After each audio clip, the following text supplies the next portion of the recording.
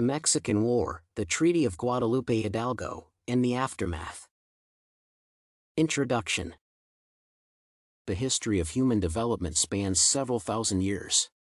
There were people in history who thought about wars and revolutions. It is essential to understand that people have never stopped fighting throughout their history. One of the most common types of war is a war over territory.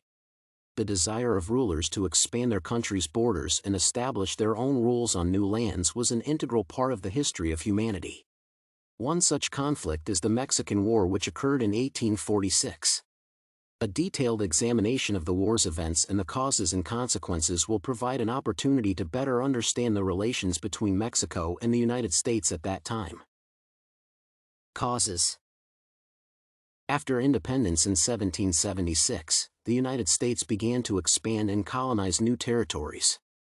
After a few decades, the leaders of the U.S. never lost their appetites.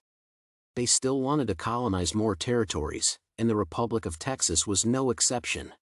The United States government, led by President James Polk, recognized Texas as an independent territory and wanted to join the U.S. On the other hand, Mexico's leader, Antonio López de Santa Anna, and his government considered the lands of the Republic of Texas their territory. This conflict of interest was the main reason for the war. In addition to expanding its territory, an important reason for Americans to start a war was the usefulness of the lands of the Republic of Texas for the country's economy. The government believed that the soil in these areas was relatively well watered. It was to be an essential indicator for the use of land as an agricultural crop. In addition, Americans saw ownership of these lands as a vital factor for access to Asia through Pacific ports. In 1846, on May 12, the United States Senate voted to declare war on Mexico when 40 of the 42 senators voted for this. Events of the Mexican War. The war between Mexico and the United States lasted from 1846 to 1848. The economy of the United States of America was much better at the outbreak of the war and growing faster than that of Mexico. It is important to note that during the war, per capita income in the U.S. was 3 times that of Mexico. America was much better able not only to prepare for war but to support itself during it. The political situation in the United States was in a better state, as the country gained independence 40 years earlier than Mexico. The United States forces advanced rapidly, winning after winning. One of the most significant battles of the Mexican War was the Battle of Palo Alto. It involved 2,300 soldiers of the U.S. with General Zachary Taylor and 3,700 Mexican soldiers with General Mariano Arista. The battle resulted in the defeat of Mexican soldiers. The decisive moment was the invasion of central Mexico in September 1847 by U.S. forces and the successful occupation of Mexico City. The treaty and its aftermath. Although losses on both sides were significant, the American government and President Polk won the Mexican War. The conflict ended in 1848 with the Treaty of Guadalupe Hidalgo signing on February 2. As Mexico's military defeat became increasingly apparent, and in September 1847, the Americans captured the capital, the Mexicans realized that negotiations were necessary. On the American side, peace envoy Nicholas Trist participated in the negotiations. He was supported by President Polk and General Scott. On the Mexican side, a government representative, Don José Bernardo Couto, participated in the negotiations. For Mexico, the Treaty of Guadalupe Hidalgo meant relinquishing the lands of the Republic of Texas. America, in turn, had to pay Mexico $15 million for the land.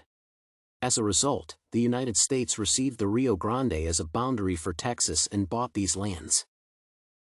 Consequences and significance of the Mexican War. The war between Mexico and the United States has been recognized as one of the most tragic events in the history of both countries. In addition to dying and being wounded by bullets in the course of military actions, thousands of people were dying of hunger, thirst, and many diseases caused by the inhuman living conditions of war. More than 13,000 American soldiers were killed. Mexican casualties are difficult to calculate since a significant number of graves could not be found or identified. Some historians believe that the death toll from Mexico's side exceeds 25,000. Consequently, their loss forced Mexicans to abandon their understanding that Texas was their territory. They ceded that territory to the Americans. Subsequently, the region of the Republic of Texas was divided, and states such as California, Nevada, Arizona, New Mexico, and Utah were created. These lands had important mineral resources, which caused the California Gold Rush of 1849. In addition to gold, silver, copper, lead, and other minerals were found. Despite the advantages mentioned above, the United States' victory in the Mexican War brought the country many misfortunes. Uncertainty about who would rule the new lands of the former Republic of Texas led to the Civil War, which resulted in the deaths of about 600,000 Americans. Conclusion. It should be emphasized that although the United States had gained new territories, that negatively affected the country. During this war, many soldiers were killed on both sides of the conflict. In addition, there were significant civilian casualties. Despite the victory of the U.S. in this war, it can be said that no one benefited greatly from it.